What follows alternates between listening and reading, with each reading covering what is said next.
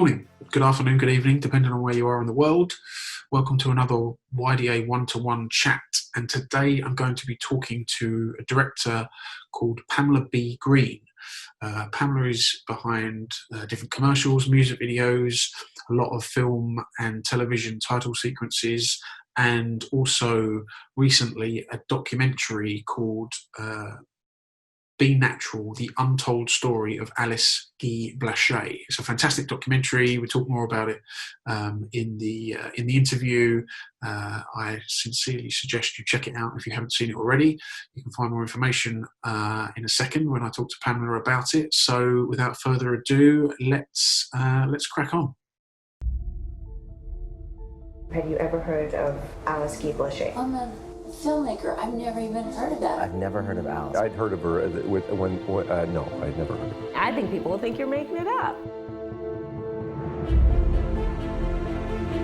1895. The Lumières present the first public demonstration of their new invention, the cinématographe, the first reliable method to project motion pictures. Among those invited, a young secretary. She thought, why not use film to tell stories? Alice Guy writes, directs, and produces one of the first narrative films ever made.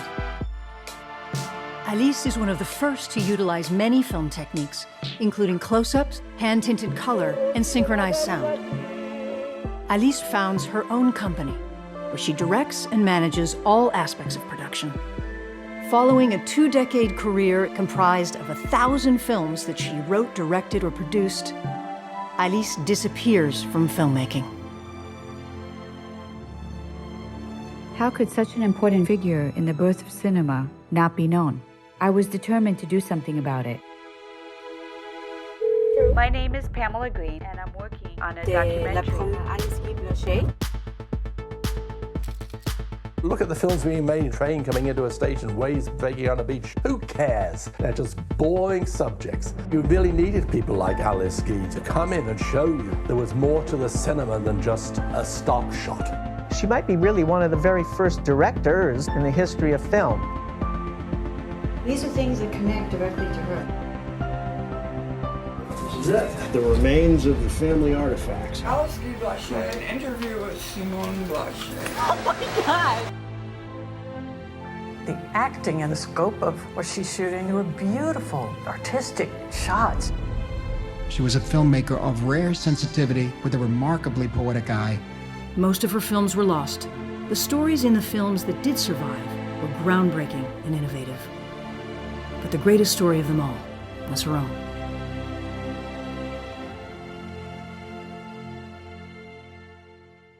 Hello, everybody. Welcome to another YDA one-to-one. And today I'm very happy and pleased to be joined by director Pamela B Green. Pamela, hello. How are you? Hi. Thank you for having me, and I'm doing good considering. Good. Whereabouts are you in the world? I'm sorry? Whereabouts are you in the world? Oh, I'm in Los Angeles, so I'm definitely in interesting times here. Yes, as we all are, I suppose. But yeah, over there more so than anywhere.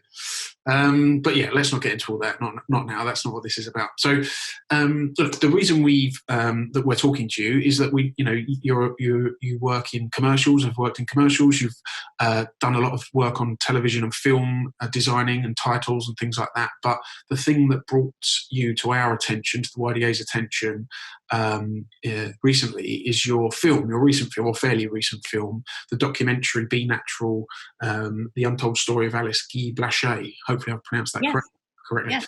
So can you explain to everyone, because you'll do a better job of it than I will, what that documentary is, what it's about, what its subject matter is, please?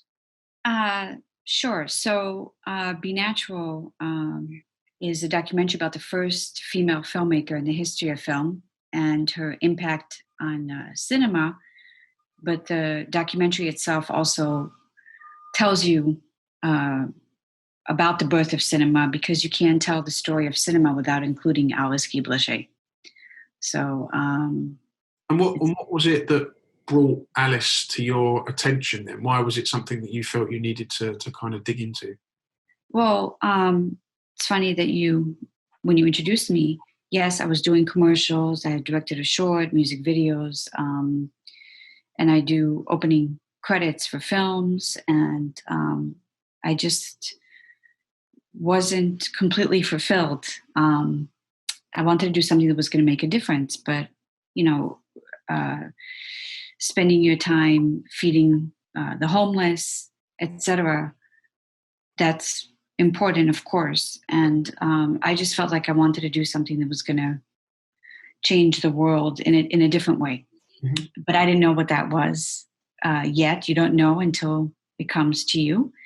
I had seen a series, not a series, like a program about pioneering women in cinema. And Alice showed up, but it was very minimal, kind of footnote-ish. Yeah. And like anybody does, you're curious. You look it up on Wikipedia 10 years ago. And there was stuff here and there, but it was very academic. And but I was intrigued. And then I found out that she had memoirs. They were very, very thin, but I was completely enamored with her, and didn't even know what I was reading at the time. I didn't go to film school. I didn't know anything about silent cinema except for Charlie Chaplin. I mean, that's what you do when you grow up. And she just struck a chord with me as somebody who had done something, had done it well. And even though she was known in the academic world somewhat, I felt that there was a little bit of injustice. And I love history. I'm not an academic. I guess I am one now. But I just love history, research, detective stories, all of that. So I started slowly. I started just looking, asking, doing, and it just evolved into this enormous undertaking. It's still going, by the way. I just got a proof of a poster for Russia. It's going to open in Chile. I mean, it's really Poland, Germany, Ecuador, Mexico. I mean, it's opening in so many places. Even, I mean, obviously with the COVID, slowly, but it's amazing that myself and the team involved, we've been working really hard to make sure that she's seen in every country. Yeah, yeah. Well, it struck a huge chord with people, which we'll get into. But before sort of discovering Alice and digging into that kind of curiosity that you had you worked in documentaries before? Was this the first? No. So did you? The only thing I had done, I had worked on opening sequences for films that involve graphics, editorial, and archival footage, because a lot of times films, they'll tell a story, but there's no context. So they'll hire outside companies not only to do the graphics, but to come up with a way to do the backstory of like how we got here. Uh-huh. So I had all the ingredients because I'd worked on, many films doing different things and surgery within films because they can't afford to reshoot, etc.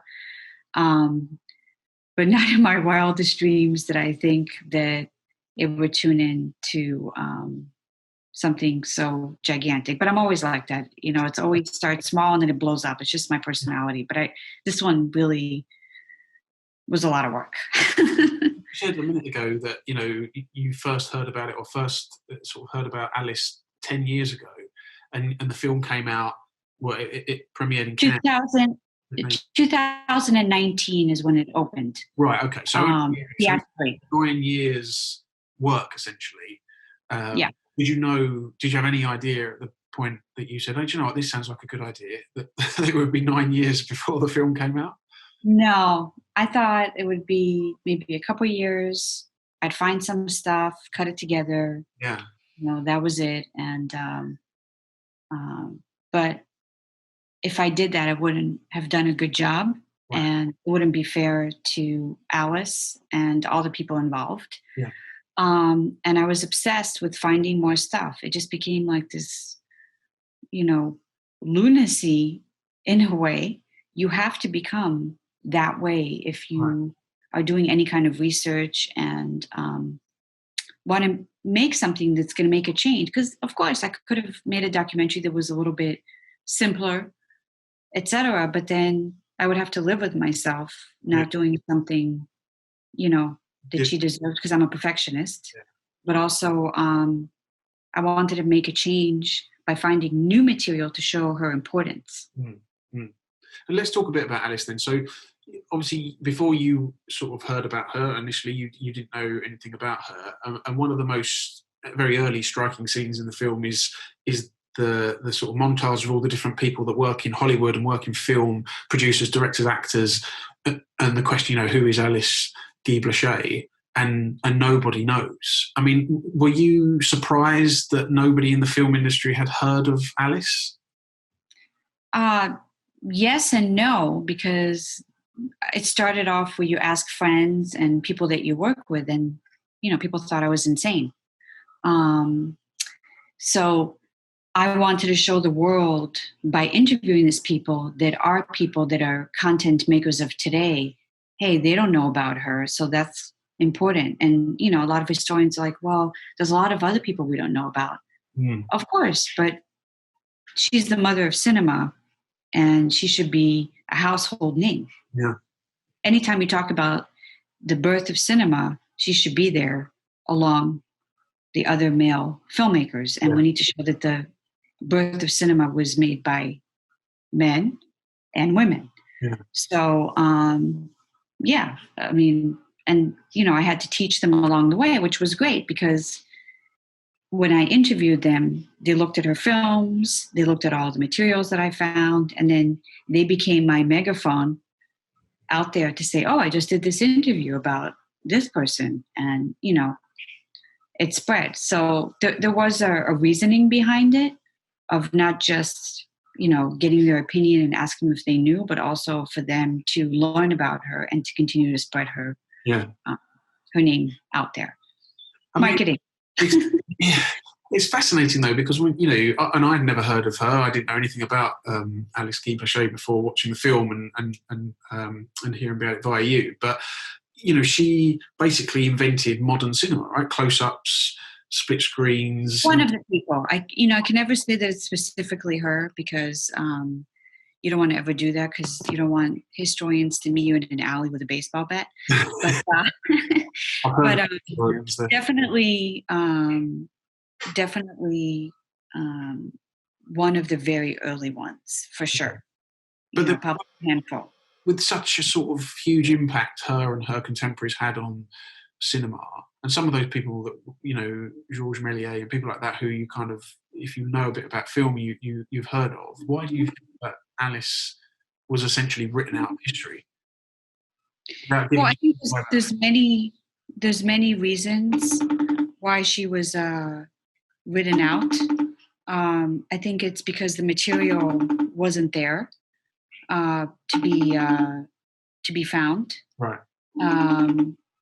And then also people didn't think, early cinema was something respectable anymore. They thought it was funny, the way the stuff was put together.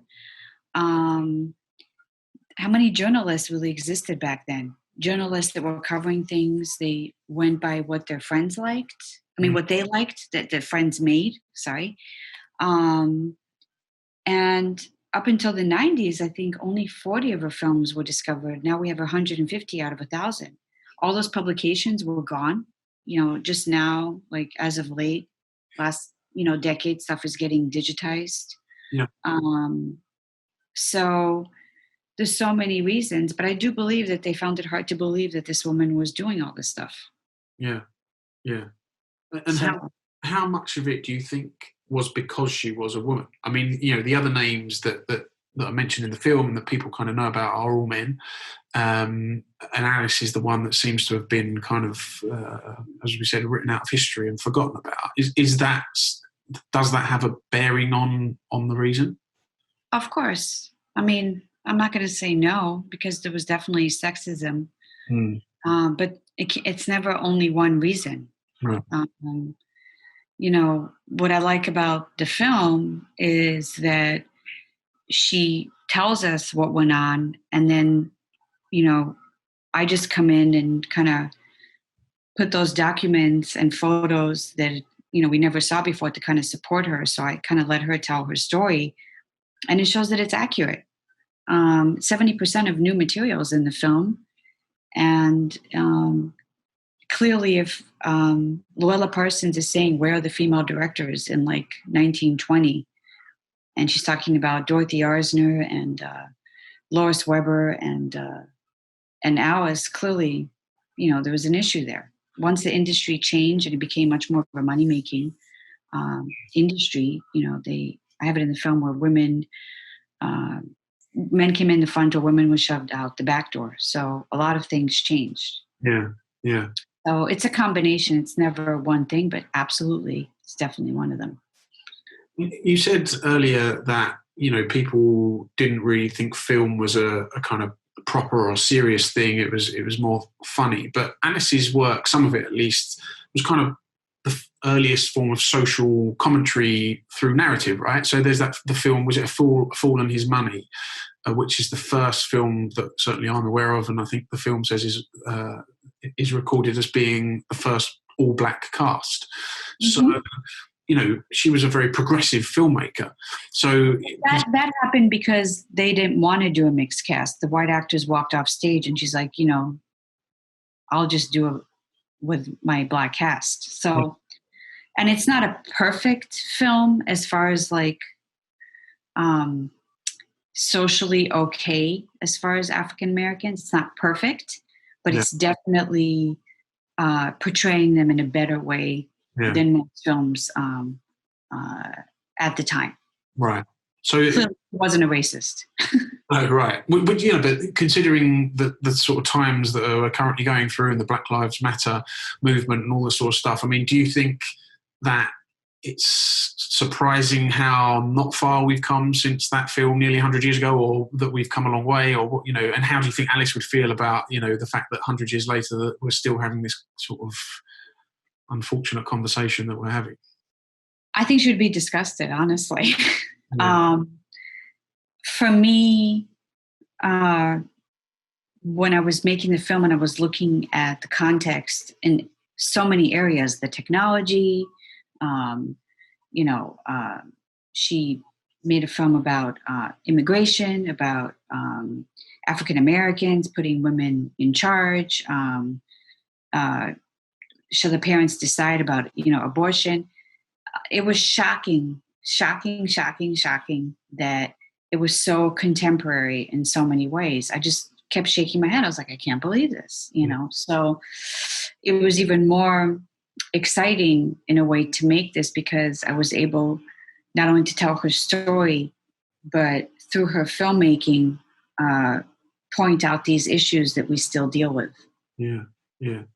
And in the same way, sort of female directors to a degree, the kind of, again, there's not as many as there should be, certainly in the commercials industry and film industry in general, really. So do you think that, but there are, more than there were when she was around, and obviously, she was written out of history, and as far as we're aware, at least, that, people aren't done, it's not done like that anymore. But do you think she would be surprised at how far we've come, or sort of aghast that we've only come this far, sort of thing? I can't speak for her because she's not here, but I could tell you that it's not in the film, but she wanted to create a film school so she can teach cinema, and she believed that women were perfect for the role of directing and producing. So I think she would like the fact that there are changes, because there's a lot of changes. Mm-hmm. But is it enough? No. We just need to keep pushing. Yeah. And women need to help other women. Yeah. Do you think there is enough of that being done? Do you think that, there isn't enough things in place to kind of push the diversity, gender and otherwise, in terms of the film industry? I think it's as a whole. I mean, everybody needs to step up further. There needs to be more grants and more support for diversity and underrepresented individuals as a whole. I think it's happening because, we have protests, we have all these things. this amazing generation going out there and speaking up for all these things that matter. But there's always room for more. Yeah. I work for Hollywood. I'm not a Hollywood person. I made Be Natural completely on donations. Right. No studio wanted to make this film. I have Kickstarter donors. I have philanthropists who have come forward and have given out of their own pockets and foundations. So I am a little bit of a different example. Mm-hmm. And, the phone is not ringing off the hook to hire me to direct, a Marvel movie or anything like that, because documentaries, they're loved to learn, but it's not necessarily a calling card per se. So you don't, my thing for women is you don't need to wait. There's so many ways today that you can find to be able to fund the content, whatever it is that you're making. And, it's difficult. And that's kind of why it took 10 years too, because it's not just the research, it's the editing, it's the funding. It's a very costly endeavor. It's like being an archaeologist, Indiana Jones or Nancy Drew, Sherlock Holmes. But I don't wait for Hollywood by any means. And in fact, even by making this documentary, it's kind of affected my day job, because it's like, oh, if she's going to do that, why would she be able to work on my titles? She's now a filmmaker. She's, Oh, so you affected it negatively, you mean? Potentially. Yes. Right. Where, in fact, it should be a calling card. It's like, wow, she made a whole film. It's full of graphics, Yeah. She could definitely direct this commercial. She could definitely do this title sequence. So it's an interesting thing, but I don't really care, because I'll find a way. And I'm already working on another project, not a documentary. And you just keep going. Yeah. You can't let the world or the industry dictate how you're going to tell your stories or what content you're going to create, how it's going to get funded, etc. I'm surprised, my knowledge of Hollywood and the Hollywood system of finance is limited, to say the least, but I'm surprised that no one wanted to get behind a film that is essentially about the history of Hollywood and about the kind of defining era of that industry. They want to get behind it, but they want it to be a narrative, and they want a big movie star to play it, and there's the respect for documentary, which great, yeah, of course. But when it, I did all the dirty work, so now it's easy to watch the film and say, wow, this is important, let's make a feature, let's do a TV series, etc. But before this, there wasn't enough to be able to tell the full story, because the work wasn't there. Yeah. You could have done it. I thought about it, but I felt I did something a little bit more selfless instead of being selfish, because I feel like if I made the narrative, it would have been selfish, because I didn't know enough to be able to tell her story, and it would have just been like another regurgitation of 5 points in her life, and not having all this amazing supporting material to really give her the send-off that she deserves. Yeah. And I made this for her. I made this for history, and I made it for the future generation of filmmakers that can watch this and learn and be inspired by her. Yeah. Yeah, it's fascinating. It's a fascinating watch. Do you think they will make a kind of narrative live-action version of this? Someone mentioned to me something about a TV series. I don't know if that's actually happening or potentially happening, but it's got. I'm not involved in any of that, so I don't know. No. But I hope if they do it, that they actually do it well. Mm-hmm. And care about doing the work versus just getting something out there that's hot because Be Natural has done well and it's kind of, being talked about. Yeah. No, that makes sense. Another thing, so the kind of theme for this year's YDA is comedy and humour, and that's another thing found very much in Alice's work. So, I mean, do you think it's important to use humour as she used it as kind of a messaging system often, to kind of tell other stories as comedy and all sorts of drama can. But do you think it's important that people use comedy in that way? And do you think it's a great way of getting across a message when maybe you don't want to hit people over the head with it, but it sort of makes people think? Absolutely. I use comedy wherever I can. I've used it in Be Natural as well myself. Yeah.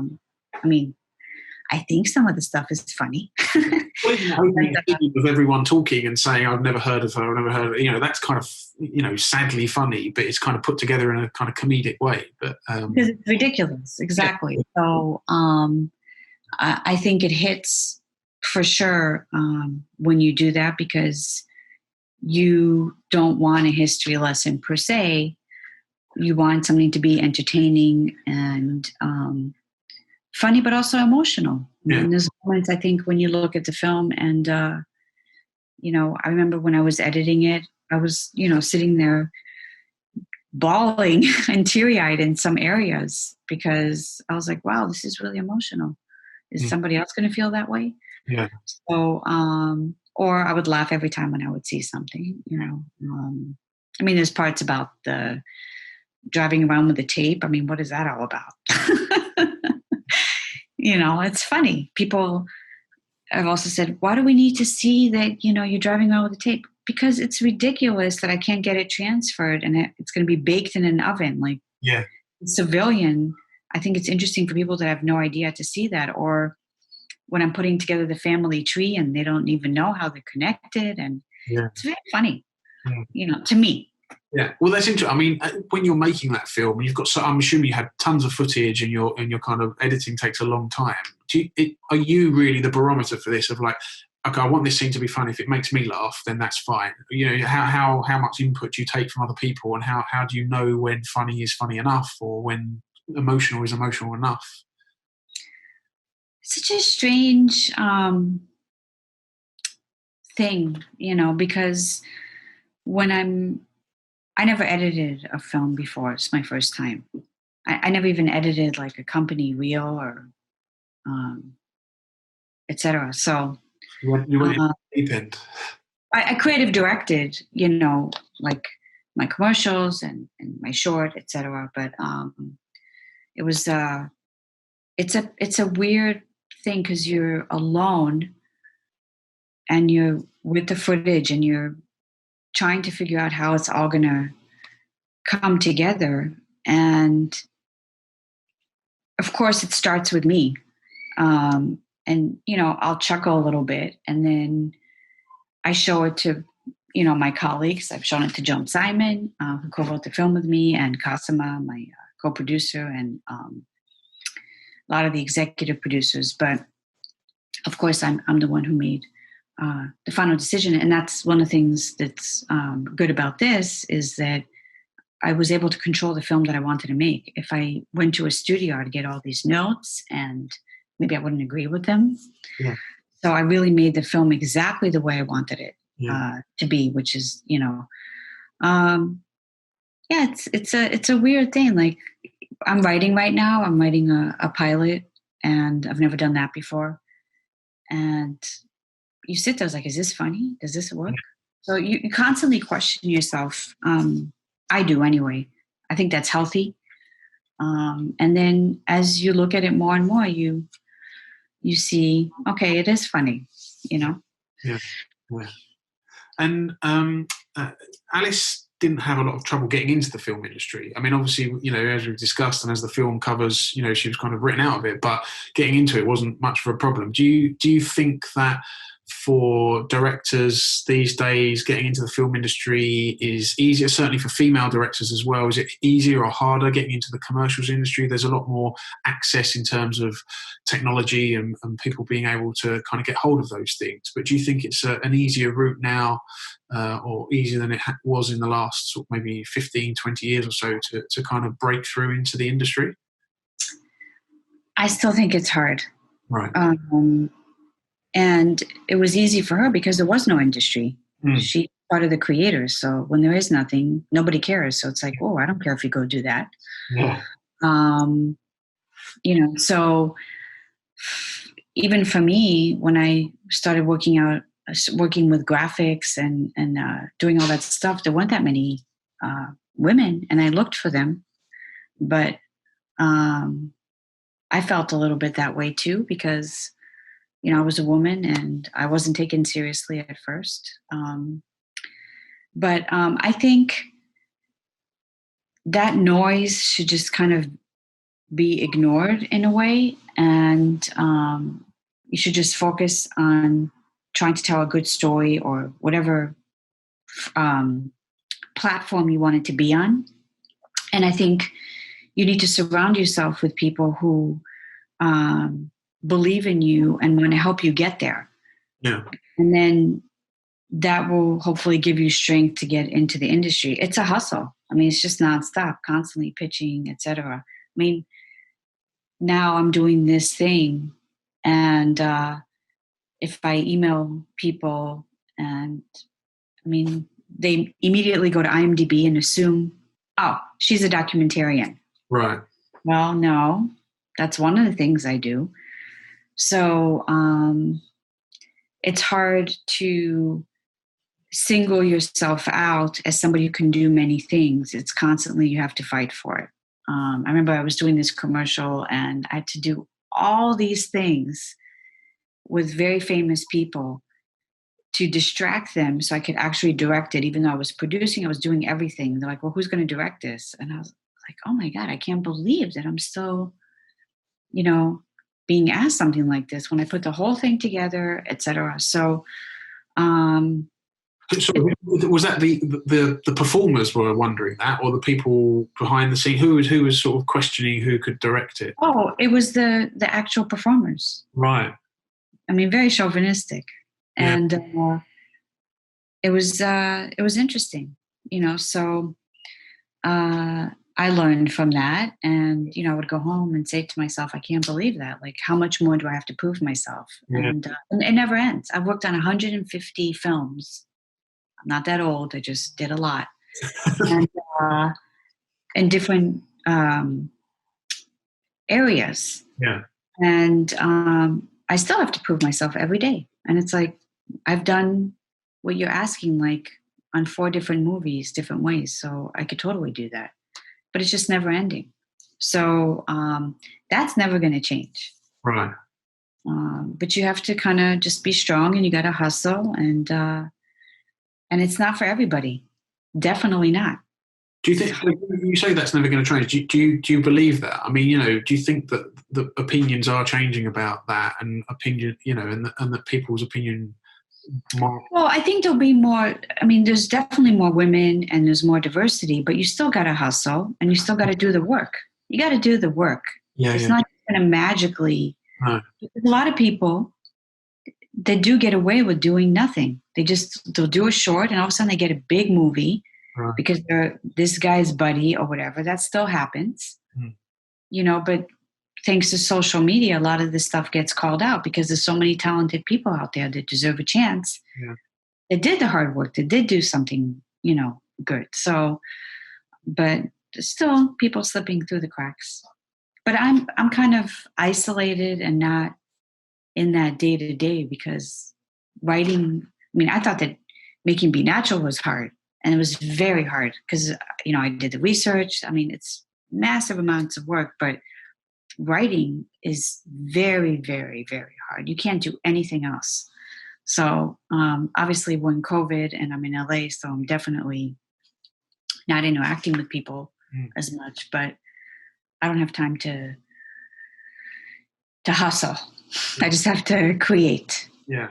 Well, I mean, I was going to ask you. You say you've worked on so many things, and obviously you work in film titles for film and TV. You've done music videos and commercials. Obviously, the documentary. I was going to ask whether that's important. You think for new directors to sort of broaden their horizons and try and work on as many things to give themselves as big a sort of platform as possible. But from what you're saying, it almost sounds like that's been a disadvantage for you because you've not specialised in one thing. So do you think it's better for people to kind of actually say, look, I'm going to be this and kind of perfect that if that's ever possible, or kind of do a little, dip toes into different ponds and go, well, I can do a bit of everything. It sounds like to me that you're saying that most people sort of think that if you do a bit of everything, you can't do anything. It's like that jack of all trades, master of none type thing, which is obviously nonsense. But it sounds it's basically been a progression. I started out doing trailer graphics. I've done movie posters. Then I was like, well, I want to do titles. Oh, I want to work on the Academy Awards, and I want to work on the MTV Awards. I want to work on the Oscars. Well, the same thing, I just said that. So it's not like I decided, let me do all of this. It was a progression of wanting to reach goals and do different things. And it's like, I want to direct. Okay, I want to do a commercial. I want to do music videos. Okay, I want to make this documentary. Okay, I want to do this pilot. I want to do this narrative. So for me, it's like stepping stones. But I also need to make a living because documentaries don't make any money. So everybody's path is different. So I can't necessarily say, go this way. It's whatever you can do to accomplish your goal and still be able to make a living and also learn. I know I was never an assistant in a agency. I never worked for another director. But I read and I watch, and everybody's road is different. I grew up, going to museums, and I love architecture, and I lived abroad for many years. I speak different languages, so that was perfect for Alice. So I think if you're determined and you're passionate and you're willing to work your ass off, you should be able to get somewhere. Yeah. And it's sort of interesting, you said as well that, you just went ahead and did it. And that seems to be like a recurring theme for all the directors and people we speak to in the industry is that, don't wait for someone else to kind of give you permission or to give you the money or whatever it might be, is that, if you're that passionate about doing something and you really want to get into the business or want to make this film or music video or whatever it might be, then just do it rather than kind of sitting around wishing you could do it. It seems to exactly. And with Alice, I was obsessed with her. I didn't really care about what it would be for the industry, where I was going to go. I mean, my dream was Cannes because I felt it was kind of a way to bring her back, resurrect her in her own country.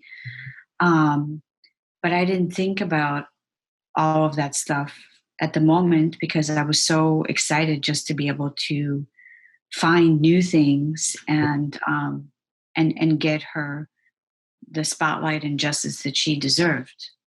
Yeah. Even though people had done work before her, they'd never done it in this way. That was completely international, and she's being taught more in schools, etc. So I wanted to make sure that everybody in the world knew about her. And, academics, they can't take on the whole pie.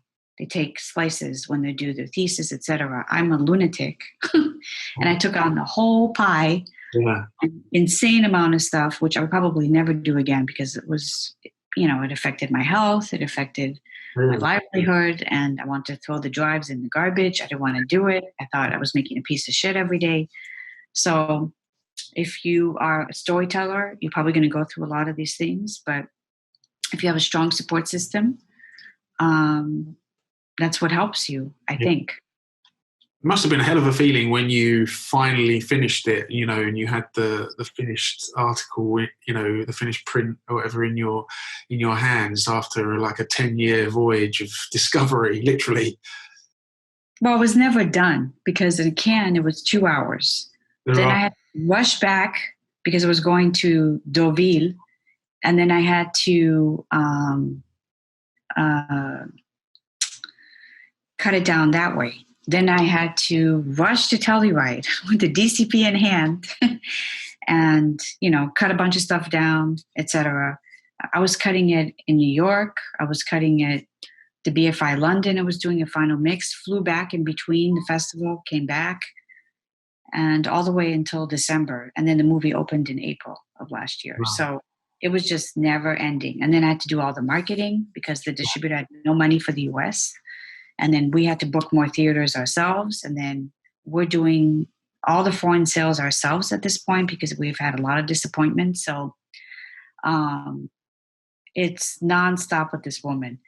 I want her to move out and nicely, but she's always going to be with me. But we're on pause in our relationship right now. But we're still getting her, out there in the world. She's going to be in China. I mean, how exciting is that? Yeah, I would say it must be hugely kind of encouraging that it's got such a great reception. Everyone talking so positively about it, and it is genuinely intriguing and surprising and funny and kind of sad. So you must be really happy that it's come together, and a big chunk of your life was spent on it. So the fact that it's sort of come out so well and been so positively received must hopefully be some sort of balm to your sort of the time. I don't watch it anymore, so for me, I see mistakes because I'm one of those people. But I'm happy that what I set out to do, as far as getting her known worldwide, is being accomplished. Yeah. She just it was a big article in Chile. Her parents had a bookstore there. Right. The movie's going to be distributed in Chile. Wow. And everything I set out to do and that I told all the funders and everybody involved, I did it. And that's the most important thing to me is my word. If I say I'm going to do something, I do it. But also, I just wanted her to be famous again because she was already famous. Yeah. Back in the day.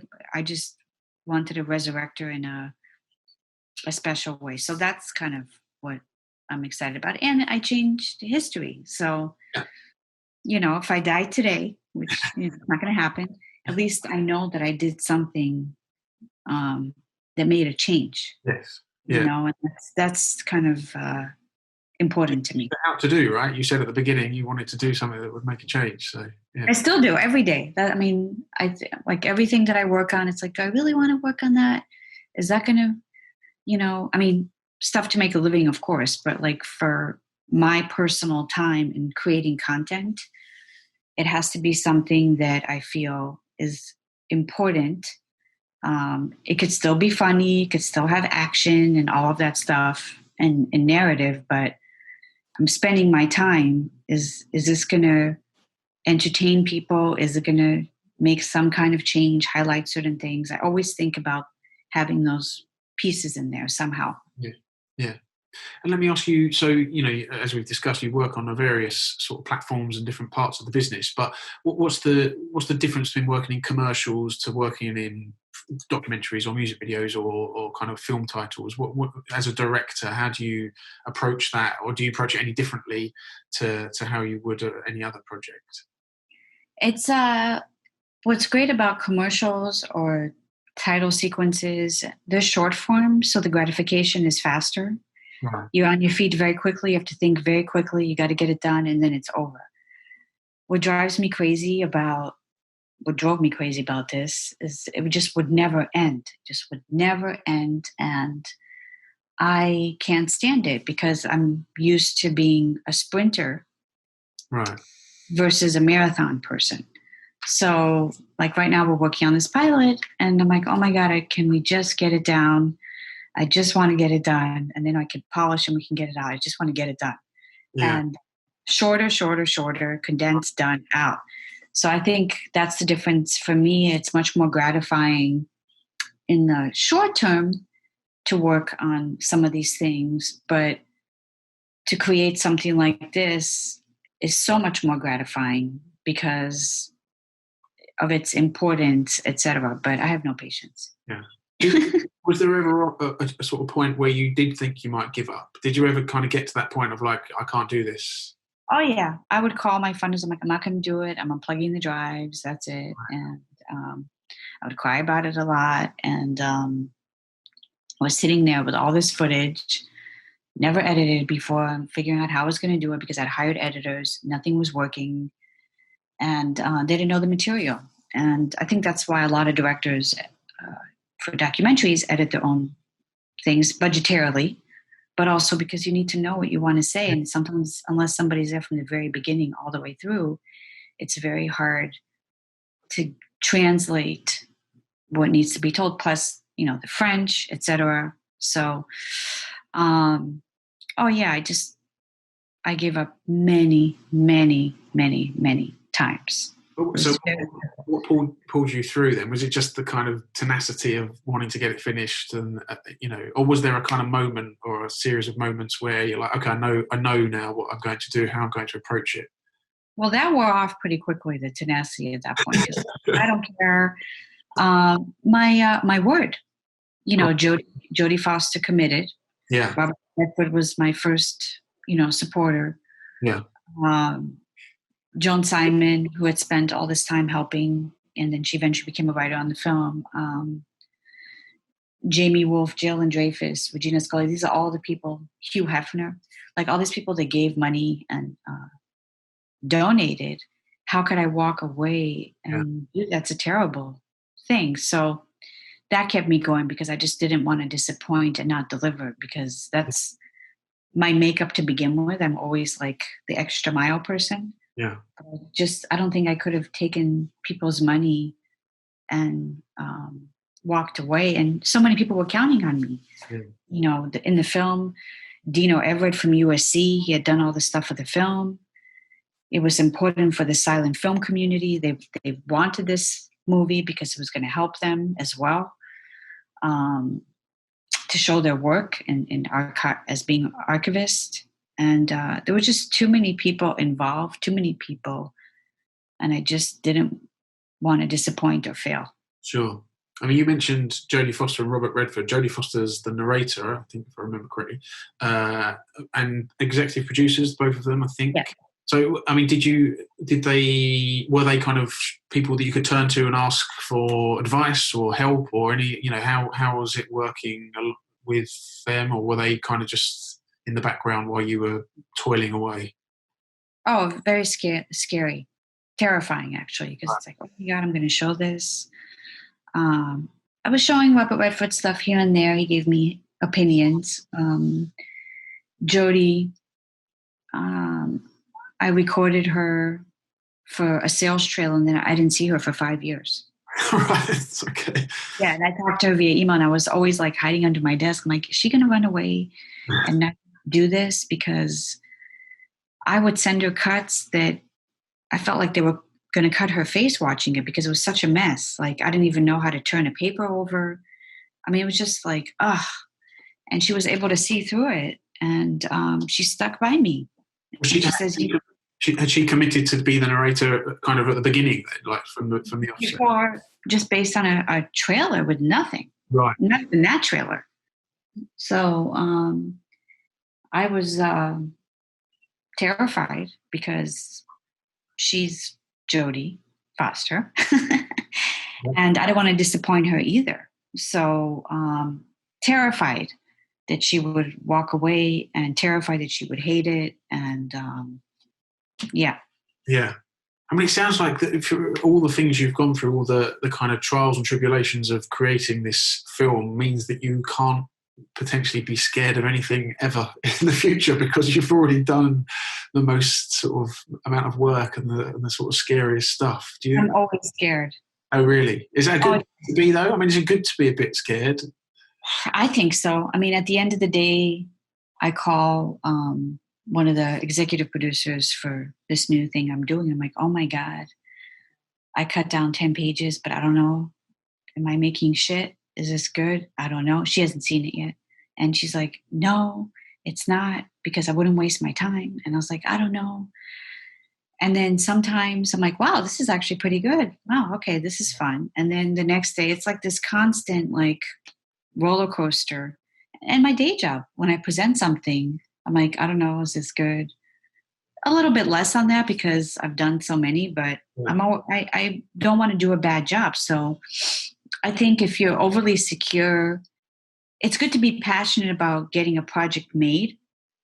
But I think you should question things because it leaves the room to bring opinions that could make things better. Yeah. Like, I had a lot of opinions on Be Natural. So a lot of them I didn't listen to. And a lot of them I did listen, but I addressed them in a way that I felt comfortable still going the route of how I wanted to tell the story. Yeah. So I've had people say, what do we need all this detective stuff? Get rid of that. Just have Jodie narrate and that's it with interviews. And I was like, okay, that's awful. I'm not doing that. But it was scary because I needed people's opinions sometimes to say, hey, maybe they're right. I don't know. Is this good? Yeah. You know? So it's a process. Yeah. Yeah. The moment I'm not questioning anymore, that means that I'm not pushing myself into new areas. Okay. And how about commercials? Are you planning to work in that arena anytime soon? I'm trying. Okay. You know, if somebody would consider me, I think I could do it with my eyes closed and then some. Yeah. You know, it's a tough time right now with COVID, but when I see stuff, I say, hey, I'm available.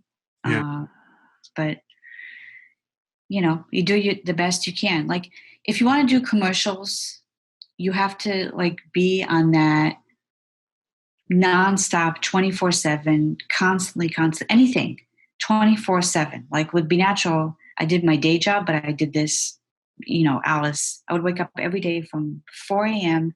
to 11 o'clock at night for like 3-4 years, doing both ends, burning both ends of the candle. Yeah. And I did that nonstop. And I can't do all of these things nonstop. Yeah. To be able to get work. So I do my best. Yeah. That's all we can do. Yes. Well, Pamela, you've covered everything I had to ask you. It's been fascinating talking to you and getting a bit of insight into the film. And I urge everyone who's watching who hasn't already seen Be Natural to go out and check it out, because it's really, really brilliant film, really insightful and kind of, you know, filmic history. So worth watching for that alone. And thank you so much for joining us. It's been a real pleasure. And yeah, hope you have a lovely day over there in Los Angeles. Thank you so much. Brilliant. Thank you.